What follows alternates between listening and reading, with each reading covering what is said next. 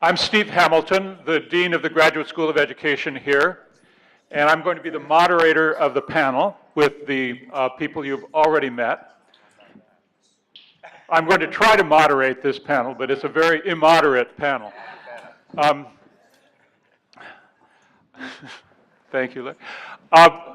When Adria and I were classmates at Swarthmore, she was the political activist, and my activity was educational. I was involved in Upward Bound, and I decided when I was in college that I was going to go in education as a means of pursuing my commitment to equity.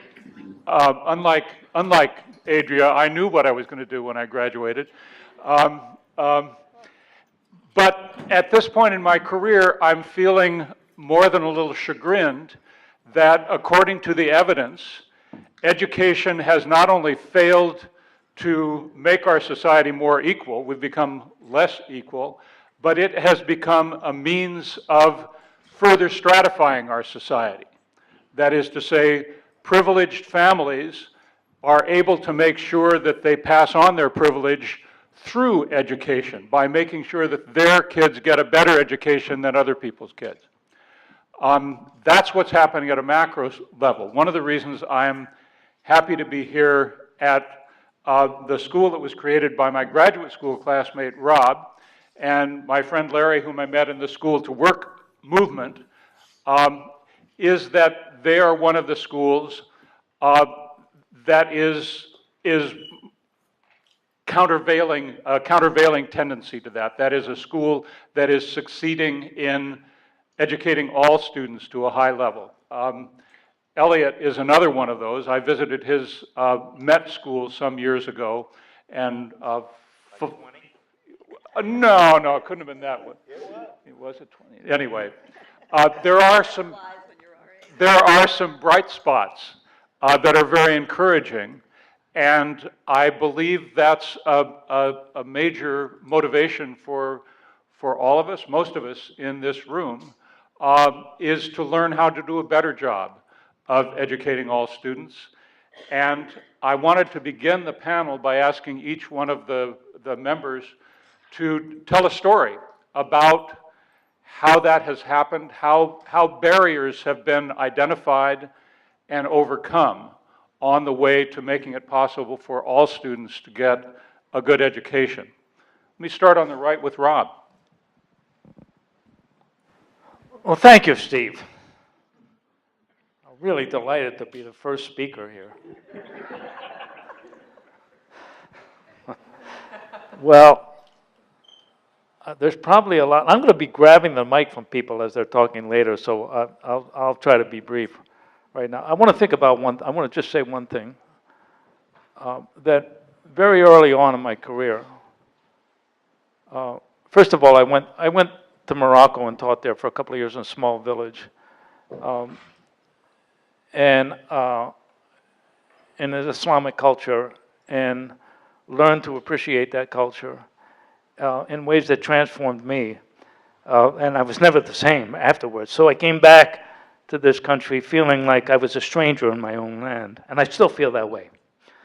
And then I went south to Birmingham, Alabama, to teach in a black college there in 1967-68. That also changed me because it raised my consciousness about what was going on in this country and led me to realize that it wasn't just the South. As Malcolm X said, you're south of the border, you're south. And that gave me a sense of where I wanted to go and where I wanted to be working.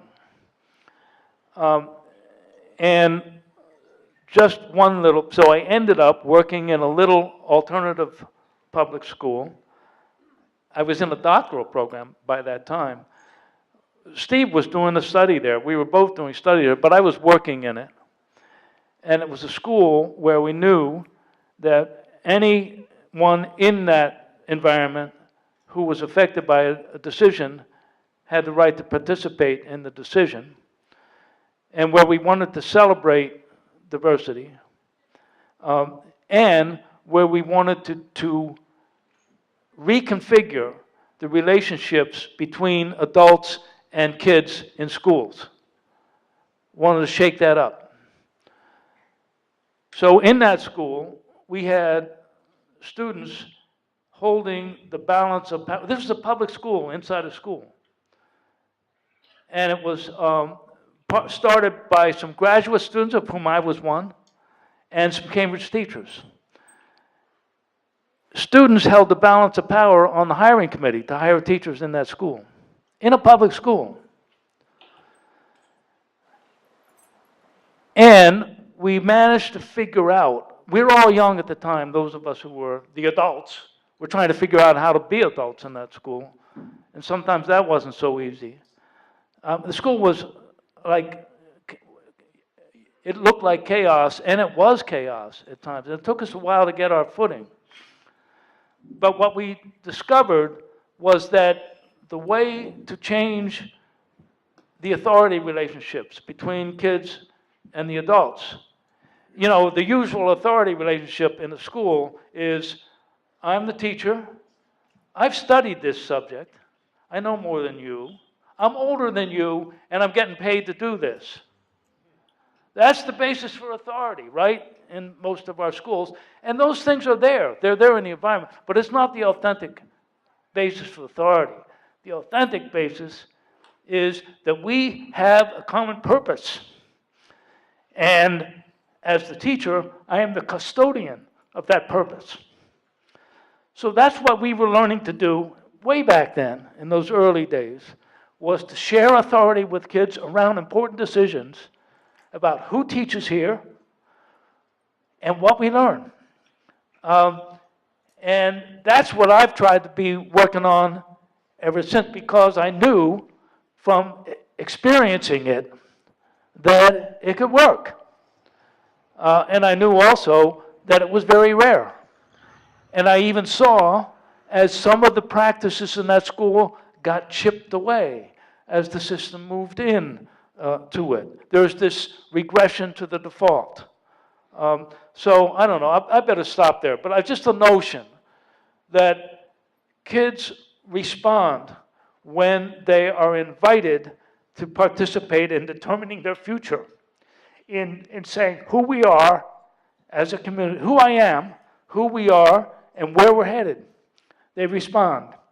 And I think we need more of that. I think we need to blow up the schedule,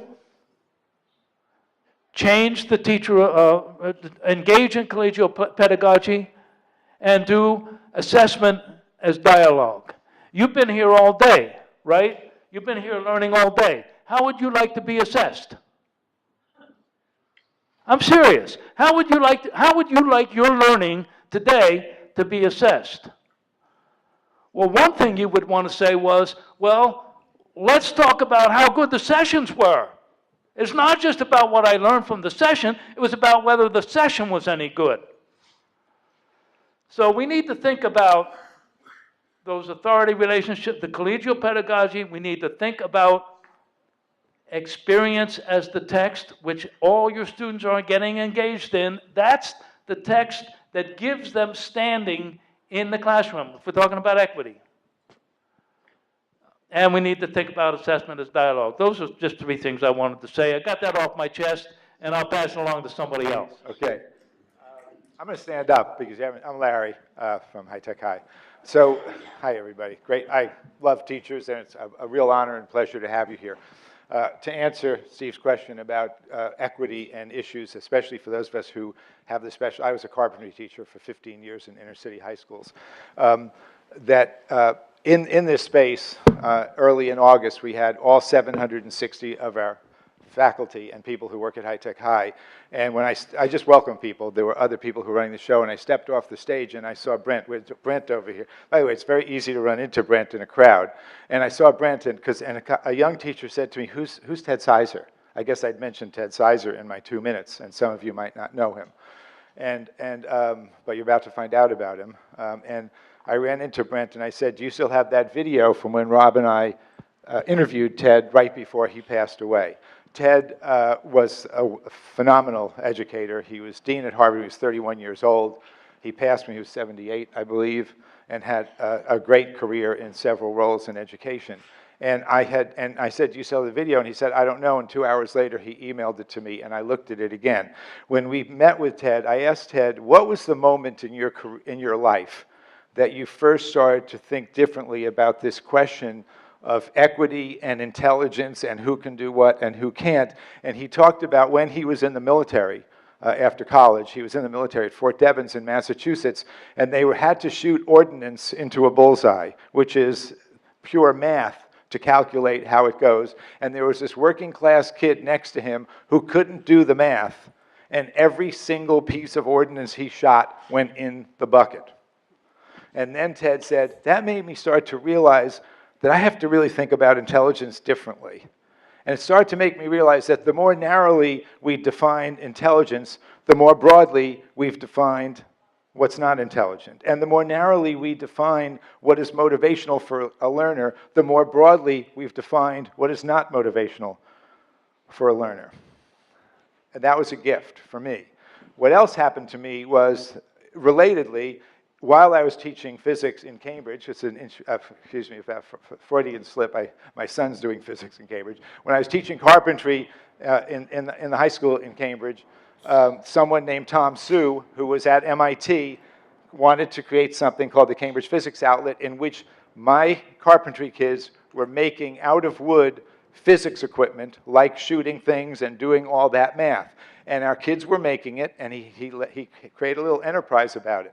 But the peak moment, in terms of your very good question about equity, was that the state of Massachusetts gave out these grants called Commonwealth In-Service Grants, and the people who teach physics tend to be of a higher socioeconomic status than the people who teach carpentry, typically, et cetera. There are those we know those variations within the teaching craft that we all do. We got money from the state of Massachusetts, and we had working class kids teaching middle-class physics teachers how to use the equipment. That was a moment when I really thought that we were really turning this thing around in the way that Ted said to me. So the biggest risk for us all is when we attempt to assess, because it's not an assessment, it's a prediction. And it's not even a prediction, it's a misprediction. And that's what we need to be careful about most in this work, so as to be equitable. So for High Tech High, much as we're interested in equity, much as we're interested in pedagogy, which we really clearly are, we try to have always above it matters of equity and not mispredicting who can and who can't do what, because we're surrounded in a society that's very good at that, and we don't want to be good at mispredicting. That's my 2 cents. Well, I'm definitely not going to try to wander into what Larry and Rob have said very eloquently about pedagogy and philosophy and all of that. And Wait a minute. Let me say something here. What? I just want to say, despite Adria's disclaimers, virtually everything I know about curriculum and teaching and learning comes from Adria. Let's just get that settled right now. We worked together for years. We taught together at Harvard for years. She worked with me in the high school for years in Cambridge. The rest of us are the performing monkeys, okay? This is the brain behind all of it, okay? Yeah.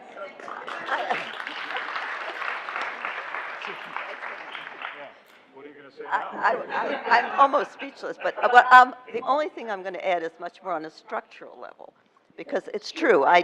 My first love was curriculum and pedagogy, and I did a lot of thinking about hands and minds and knowing and doing and all those, double words, rigor and relevance. I mean, we had all of it.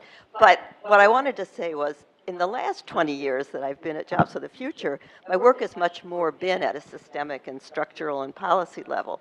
And I do think, when I think about the problem that you started us with, that it does take change in the structures as well. And, for me, one really good example of that is the early college high school. That, we started to realize at a certain point that the college door was really closed to a lot of young people. And as we know, it's still It still is. And as we saw in the graphs this morning from Randy, even when the door gets pried open a little bit, low-income young people don't get through to the other end of college. But so the idea of early college, high school was, okay, well, what happens if you start really mixing up the high school and post-secondary, instead of it being these completely separate institutions, if you actually let young people start to experience college, not just set up gates saying you can't come in all the time, but actually start having them experience it while they're in high school. Does that change their perception of themselves, of what, of their own abilities, that they could be a college student? Does it actually also change their ability to get through some of those gates that still are going to be there as they, as they get into the college? So those kinds of structural things, and School to Work was the same thing, was, could we start to mix up the story here so it's not just a bunch of schools sitting off by themselves making rules for young people, but that you start to have other institutions playing a role with them. So, schools and workplaces, secondary and post-secondary. So some of these kinds of structural moves, I think, to get at it in the society are going to be very important.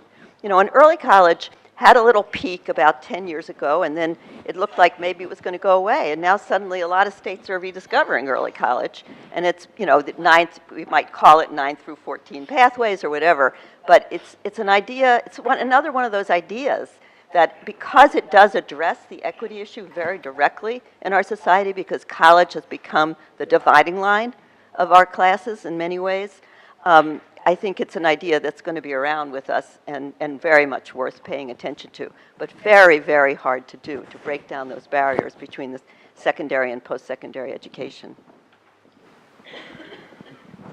You're on, Elliot. Okay, well, I'll say a few things. So I guess I'll start with saying that schools are still not very user-friendly places for students. And that's a barrier. There's another barrier, which is even though students choose to go to a school or families choose to send their children to a school, many, many times the school doesn't fit the other side of that compact, which is the word fit, that the school fits the student across race, class, gender, and personality. We assume way too often around when somebody comes up with a kind of a new finding around post-traumatic stress that every student who comes from a certain place is experiencing that, when different personalities of students under the same conditions and circumstances actually respond very, very differently to the situation. And it builds resilience as well. And so you have to look at each and every student. That's why we do the work that we do, focused around one student at a time in a community. And when you start looking at the interest of each and every student, that changes things. And right now that's a barrier, because the lowest common denominator of most schools is a class for a teacher, not a student. So fit is important. Mattering is important. What matters to each and every student? Nobody really asks them. You assume a content over here, and as Rob was saying earlier, and I'll say it my way, it's not our work to teach the content and have students forget it 6 months later. I went into a big state meeting and they were all concerned about the content, and I said, well, don't issue the diploma until 6 months later, which is what Ted Sizer told me. He says, and if they pass the test, then issue the diploma. And then they all shut up, because they know that it's just about accountability, not being account-able, but accountability. They did it now and they can forget it later. Well, if they do it in a situated learning environment outside of school and inside of school, at internships in multiple places, all of a sudden, you can see what sticks and what doesn't. So what matters to you will stick. And if somebody asks students what matters to them, that goes a long way. That's a barrier. Rules and regulations of school is a barrier. There's more rules and regulations in a school, believe it or not, studies show, than if you're incarcerated or a Marine in military boot camp. At least you can go to the bathroom without asking permission. And you don't have to go through a metal detector on your way into school and stand out in the rain when at 3:30 in the afternoon, everybody's walking in and outside of school. They take away the metal detectors. It's just a rule and a regulation. It's not real. So the last one around barriers is unrecognized talents and interests of each and every student. That's not where we start. We start once again with the content. It's how you use the content that matters, how students use the content, the pieces that they use. And so when you look at all those different pieces and you look at issues of equity across race, class, and gender, you also have to look at each and every student and see how they fit, what matters to them, what their interests are, and how we deregulate schools, especially, and I travel all over the world, and California is one of these places where they don't relax until they have a rule or a regulation around stuff. It's part of the culture here. And that is a serious barrier.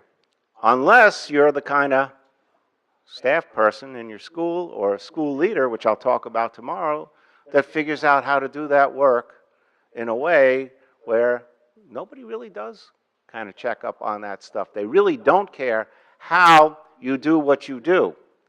All right, that's really up to you. So you have a lot of freedom, and you have 24 hours in the day if students are engaged around what they're doing both in and out of school. We assume that the only place they're learning, collective we of schools, that the only time they learn something is in school. Well, where'd you learn how to read? On your grandmother's lap or in school? And where'd you learn how to do that math problem? And I would argue that person who was good at munitions actually is good at math. Just looks at math very, very differently. That's field mathematics and field mathematics, having a sense and feel for the world. That's an artistic way of doing it, as well as a scientific way. And that's very cognitive and that's very intellectual. We just don't want to measure it because it's not easy to measure. So we only measure stuff that's easy. And that's a barrier, and that gets in the way as well. And I'll stop where everybody else stopped on assessment. When I work with people all over the world, we all kind of come to the same conclusion around the most powerful form of assessment is self-assessment. Biologically and neurologically, we can't stop self-assessing. We got to get across the street with figuring out how to do it without getting killed or hurt. And yet, how often do we ask in schools, how do you think you did? And if it matters to a student, they're going to tell you, I got to read these 3 books, I got to meet these 4 people, I got to practice and practice for 6 hours a day, every day, around getting that work right. So self-assessment is important. It's something that everybody can do. Everybody can ask what you're interested in. And everybody can look at each and every child as who they are. Not just across race, class, and gender, but also who they are. You know, my latest blog is, and if you know this marshmallow test, because there's another one of these things that come out. How many people know that marshmallow? My latest blog is true. I ate the marshmallow, and I kept on eating it. All right? Yeah, I'm an impulsive kind of person, but I'm not dead. All right? I learned how to deal with my impulsivity. Well, sometimes. Well, yeah, sometimes it gets me in trouble, and sometimes it actually saves my life. You know, because gut reactions are very, very important. What do we want to do? Do we want to make every child passive, complacent, do well on a test that they may not want to do well on because we only give 1 test? So I'll stop there. Those are barriers. Rob, go ahead. I just want to pick up on the barriers a little bit, and particularly on the rules and regulations. And this is a story. Years ago, I became for a while the language arts coordinator, K-12, in the city of Cambridge, Massachusetts. And the first thing I did, I had the high school, we had 25 English teachers in the high school. And I brought them away to a room at Harvard. The school was located 3 or 4 blocks from Harvard. Brought them away in groups of 5 teachers for a whole day to talk about our work. And the first question was, what are you doing that you think your kids are really engaged in and that you're pretty engaged in? And of the 25 teachers, 24 of them talked about projects that they were doing with kids. One teacher talked about a new way she had figured out to do vocabulary tests on Friday. But 24 of them spoke about, and it's a traditional high school. 24 of them talked about projects. And I said, so if this is the important work and the rewarding work, why aren't we doing more of it? And they said, they won't let us.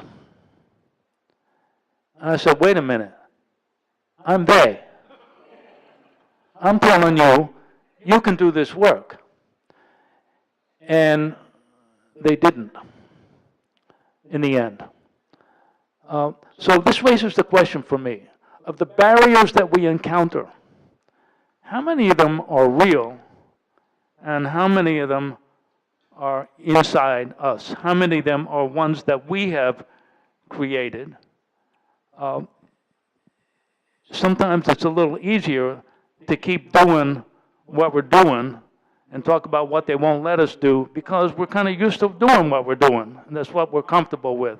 But I just think that really needs to be teased out of the barriers that are in the way of doing this kind of life-changing work with kids. Which ones are the real barriers, and which are the ones that we have kind of constructed or been complicit in ourselves? Larry has suggested that we turn the questioning over to the audience. I could ask more questions, but Give me a mic. I don't know. I'm only kidding. Where's Randy? Yeah, he got a microphone out there. Yeah. questions from the audience. I got a question. I mean, I just holler really loud. Is that okay? That's good. How do we answer? Yep. We've been sent here as ambassadors from our schools to take this back and apply it. And there are people in our schools that don't know about this approach. And it's hard for us to show it. It's hard for us to learn it ourselves. And not only that, there's a lot of people that are actively against this approach because they are comfortable doing what they're doing. What do you suggest we do when 30, 40% of the school is on board and 60, 70% is not? That's Larry. I know what that's, I know what that's like, okay? Very, very much so. Here's what worked for us back in Cambridge, okay? When we were in that cohort that you're talking about, we said to everybody else, we have two ground rules, okay? Some of us want to do something, and not everybody else has to do it. That's ground rule number one. But ground rule number two is those people who don't want to do it, while they don't have to do it, are not going to be allowed to stop those of us who do want to do it from doing it. That's a very fair shakeout to present, and that worked for us. So give yourself space and let the horses at the gate run and keep them running. And then what we found is then other people slowly started to join in, and I think it's fair. Another piece of the answer, I think, to your question is what Rob just said before. I mean, if you can just ask a simple question to people like what your most memorable learning experiences were for you, right? I mean, people will go to projects. I mean, that's what happens. I've done this in large rooms of people, and it's what people remember as a memorable learning experience. So you have to find the kinds of questions and topics that will activate people at their own memory of themselves as learners or their own feelings towards, what really interests them. For, people in the room will say, well, it's my quilting. I really love doing my, people, they'll get there. You need to help them activate what they do actually already know about learning, but that they've submerged under all the rules and regulations and all the other stuff that they think they're supposed to be doing. Yeah, we talked, when Larry and I and Adria were involved in this project, we talked about, there were the rules, and then we talked about the rule of thirds, that about a third of the people really wanted to do the new thing. And about a third of them didn't want to do it and were never going to want to do it. And about a third of them were on the fence. They needed to see it before they were going to make a decision. And that's That's okay. That's great. That's the way it is. You need, we all need to see things. So the third did, with the ninth grade, what they wanted to do, the City Works program that Adria talked about. The second third, the middle third, when they saw that and saw the exhibitions and saw kids standing beside their work, proud of it and talking about it, said, I'm in. So that the second year, we could run the 10th grade program because we had enough people in to do the 10th grade program. So that's the way that developed too. It was developed by peers of inviting people in, saying, you know, if you don't want in, that's okay, but we're going ahead and you don't have a veto power on this.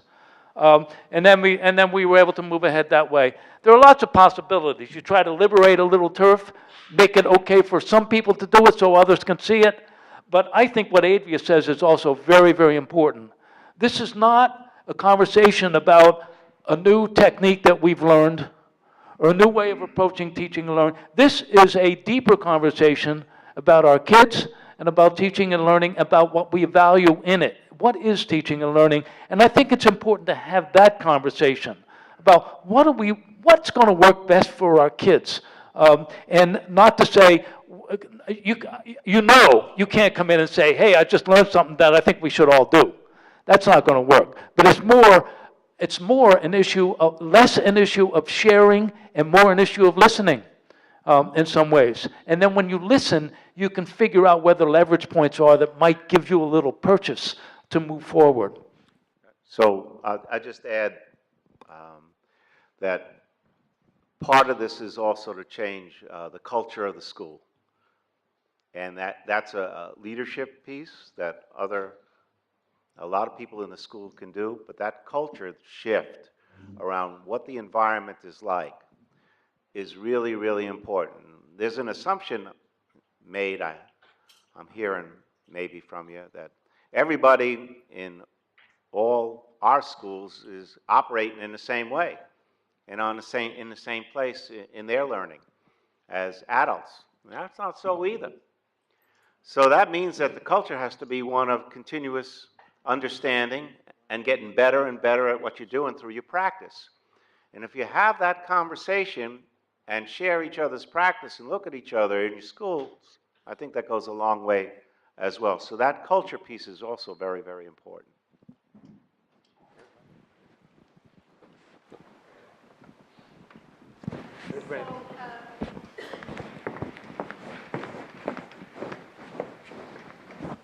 Convincing adults over time by influencing is great, but how do we ensure equity of experience for all students when it depends upon which teacher they are assigned, whether they're getting access to high-quality, research-based experiences or lecture?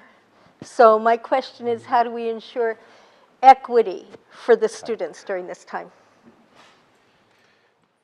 So I think I'll change your question a little bit, because I don't think any one teacher can give equity to all students in that way.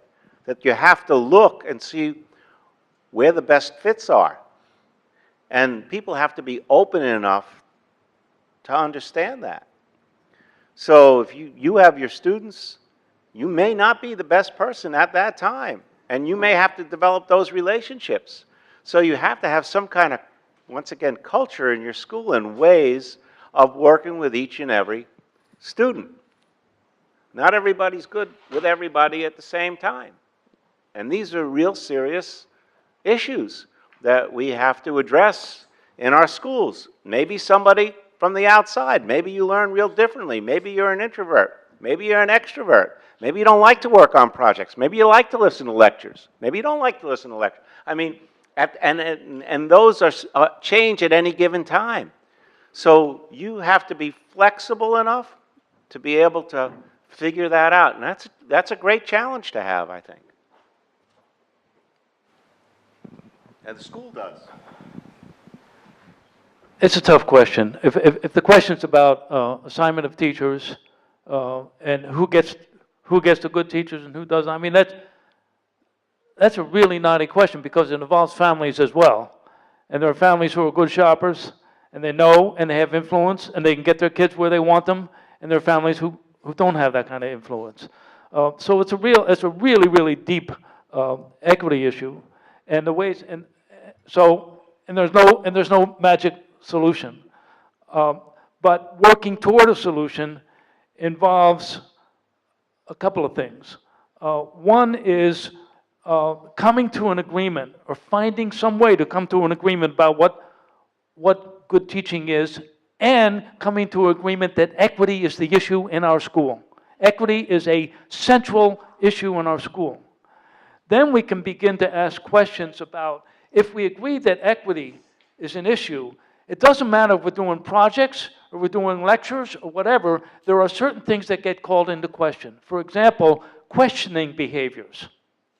If I ask you guys a question about, okay, when was James Garfield elected president? Some of you know the answer to that question, and some of you don't. I've asked a factual question, and I've divided the room into those who don't know and those who do. Those who know have standing. Those who don't have standing, and they're not going to want to raise their hand. So you've created an inequitable situation by simply asking a factual question. That's in a lecture situation, it's in a project. So if we can, as a faculty, begin to look at our practice micro around the issue that we've agreed is an equity issue, maybe we can make some traction there too.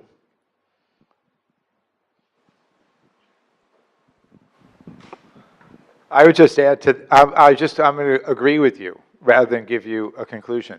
I feel, even in the 13 schools that we have at High Tech High, and every school I've been part of, and every university I've been part of, including the one we mentioned, any school is as good or as bad as the teacher you have at that moment. So it could be a good school in the morning and a not so good school in the afternoon. Now, we've tried to talk about some of the different ways that you can engage teachers. I have found here, for example, that having public exhibitions of student work, when we have just our new elementary school right here when it opened, in September, and then about 5 weeks later we had the first exhibition. There were probably about, I don't know, 2,400 parents in there. It was just absolutely, and relatives, it was absolutely jammed.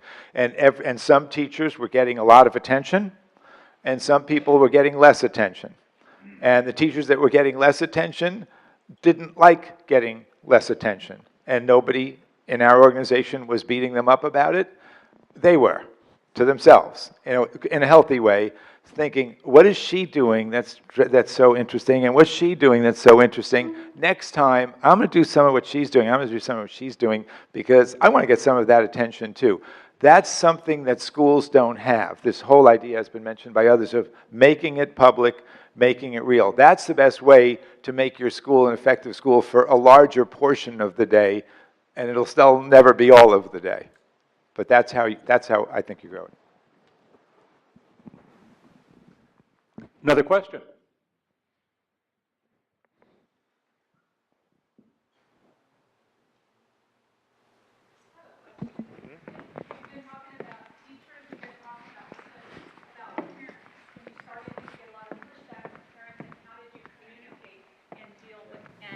Deal with the parents on that issue? Okay, when we first started, we get a lot of pushback from parents. We did. And usually, in a way of I don't want to be a hard sell. So with those parents, I would say, well, you're right, we're not for everybody. And maybe since you're unhappy, maybe it's really not a good fit for you. And they would say, well, I can't leave. I said, well, I didn't say you should leave. But since you brought it up, why can't you leave if you don't feel good about it? So, well, my child loves coming so much.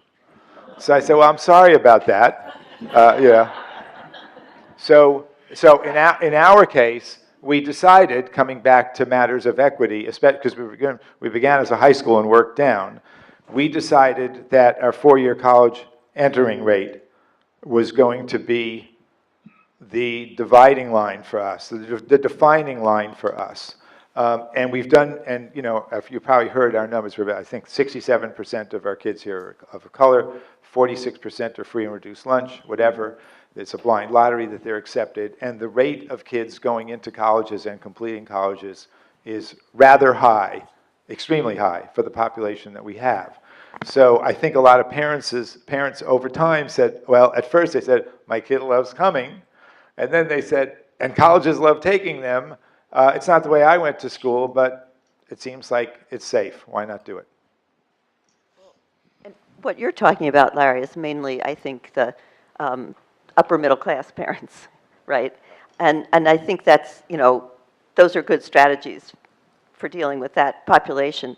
But there are also real issues for lower income parents and parents of color about trust and trusting in the school and what it will do and can do and wants to do for their children.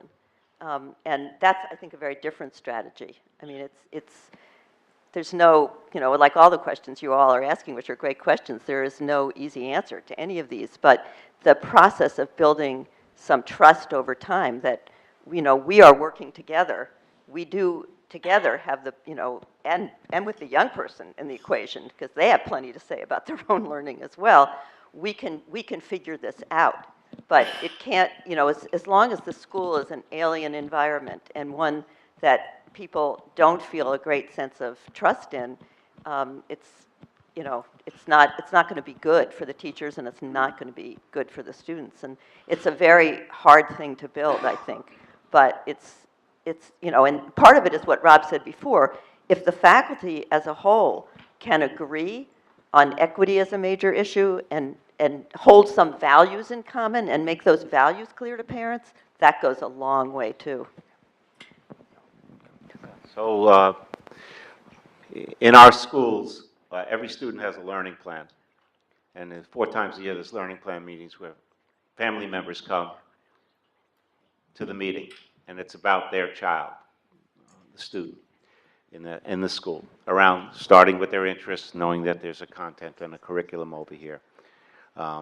That goes a long way when your voice is at a meeting around your child and you're being heard about the things that you want around your community, your culture, who your child is, what their interests are.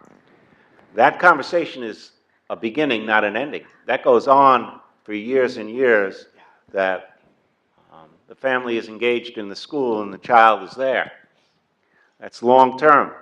Now people know each other, so when something happens, because things do happen in the communities that we're in, they're pretty rough places, and some great things going on as well.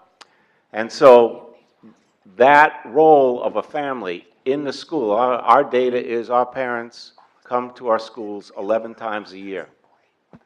Public exhibitions and learning plan meetings and some other events.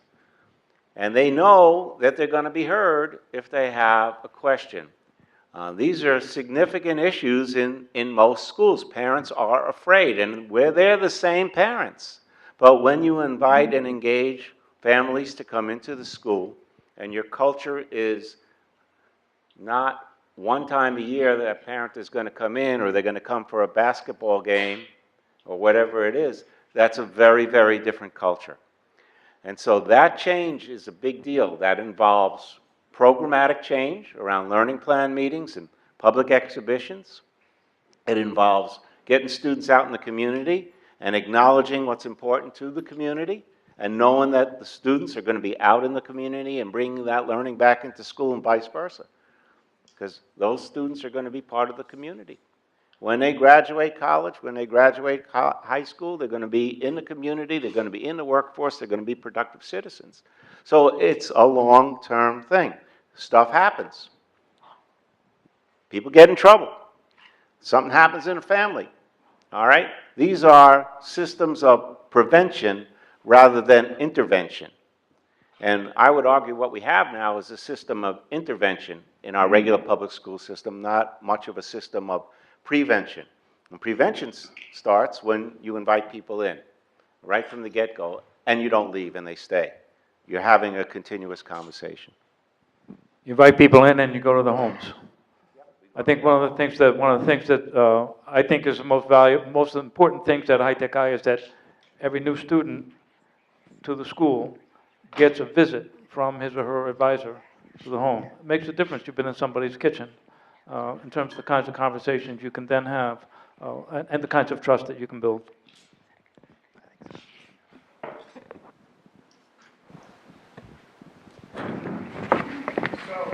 My question is more as a parent and as a teacher too, because I think I'm encountering it both ways. I happen to live in San Ramon, California. San Ramon, California is, if you look at grade schools, every school is a 9 or a 10. They're doing it the old way. I'm in a school that's doing it with PBL. And, my first concern is that as a parent, I don't want to really subject my students to, my child or my children to schools that are doing it the old way because they're seeing success. There's no reason for them to change. Why change? We still have this high college going rate, right? And I don't really want to, have to take my kids out of the school district, put them into a different school district because this is where my home is where I am.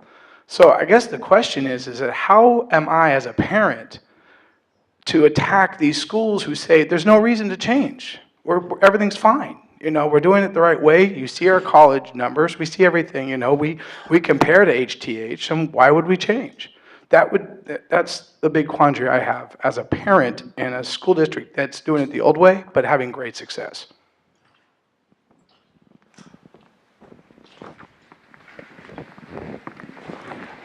I can say that I spoke to the principal of a school in Oregon who came to one of our events recently, who described her school in similar terms, saying it's, by all measures, it's one of the best schools in the state. She said for 85% of our students, recognizing that there were some it wasn't working for, but they win athletic championships and most of their kids go on to college. And she said, but I'm here because our students are boring.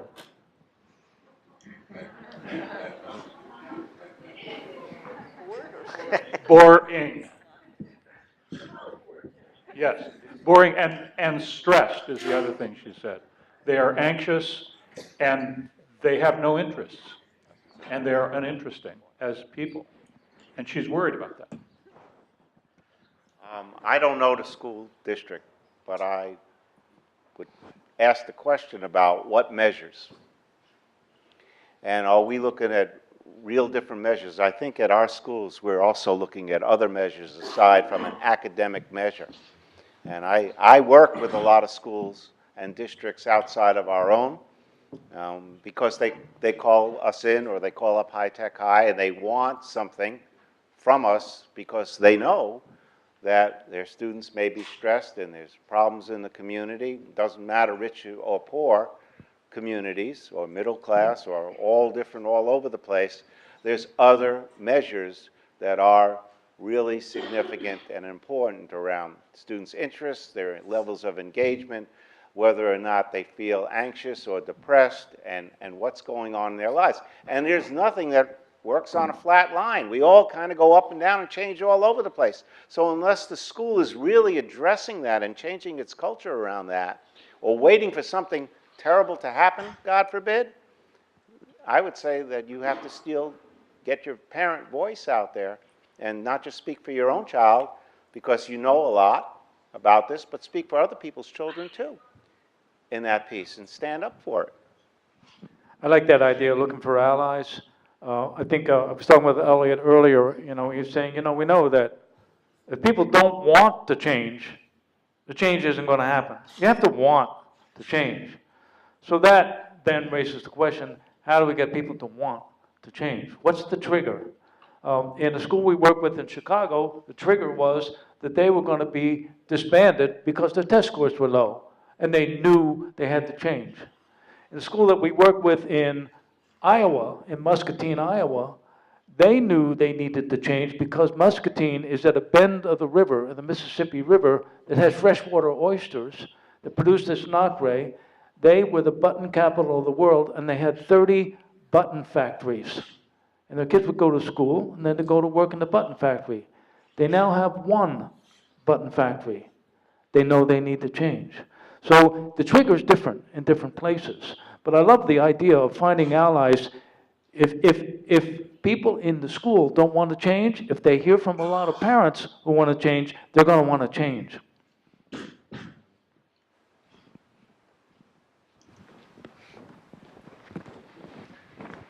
Time for one more question.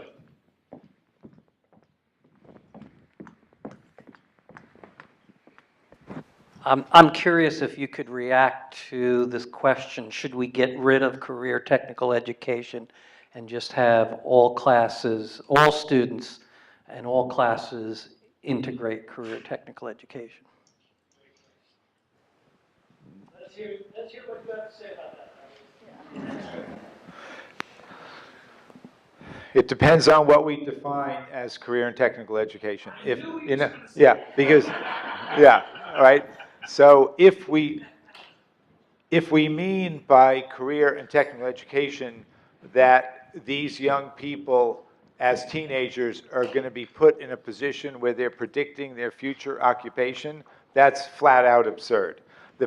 For 15 years of teaching carpentry, I'm guessing somewhere around 20% of kids ever worked as a carpenter for even a single day after they left. And there's a lot of federal data about that. So that makes no sense. It is unfair to ask anybody of any background to make that prediction. And some kids do know what they want to be, and that's wonderful, right? So then the question is, do we think that schools should be a place where young people get to make things that weren't there before, and to create things, and to publish books, and to build things, and to invent things, and do all the... We got kids here, and I'm sure you do in your schools too, but we got kids here sending ninth graders sending GoPro cameras up 24 miles, right? And taking amazing photographs of galaxies, and then the balloon pops from the lack of pressure up there, and then they're using GPS and driving to Nevada and finding them in the desert. I mean, these kids are like, the fact one night was that night when we had the eclipse, that was the closest, I'm sorry, it was the fullest moon, the biggest full moon since 1983. It was a few months ago, and my wife and I went to the highest point in San Diego to go see it, and that whole ninth grade class was there, and they had actually adjusted somehow this amazing camera to take a picture of the moon, and it was adjusted, and they were all really into it, so that they could take a 2-hour-long shot of the moon, and the camera was moving in a way that you could not see ever so slightly, so that it was adjusting for the movement of the Earth in relationship to the moon, right? So it would be a steady thing. I mean, and they were just all over it. You know, if that's what we mean by career and technical, then I think everybody should have that experience. I mean, another way to say what Larry just said is if we were going to eliminate career and technical education, we should also eliminate academic education. I mean, the whole thing makes no sense the way we're labeling things right now. So you don't want to take one piece of that away and say, now we've solved a problem, because you won't have solved a problem. You'll have created a whole different problem. So yes, we should probably eliminate both and have something that's very different, more along the lines of what Larry was just describing, that you couldn't put in either box right now, but it has to be in its own kind of new box. But just eliminating, you know, what we now call career and technical education is not going to solve anything, I don't think. So what we've been accused of is starting with the interests of every child, which is what we do, interests, and continue that on a longitudinal basis. Follow the child's interests. They're going to change. And so what we do, and we've been accused of this, is wrapping a career and technical program around each and every child. Because that's basically what happens biologically and socially to every single one of us. And the schools have to pay attention to where each and every one of our students is going and headed, and not just get them in a pathway that they at times get locked in and at times really want to be in. There has to be that kind of flexibility. So school doesn't have to be career and tech over here and academic over here. As a matter of fact, those are false boundaries anyway. We're just a body. Our bodies can't tell if our minds are doing one thing and our bodies are doing something else with our hands. Hand is mind, language is mind, hand is, it's all the same. And you're in a community. And those kind of factors make a difference in how you, or we, really should have a discussion around what that really means to follow each child's interests and how we can help support that both in and outside of school at the same time so it's productive. Career and technical ed has to lose itself in order to find itself.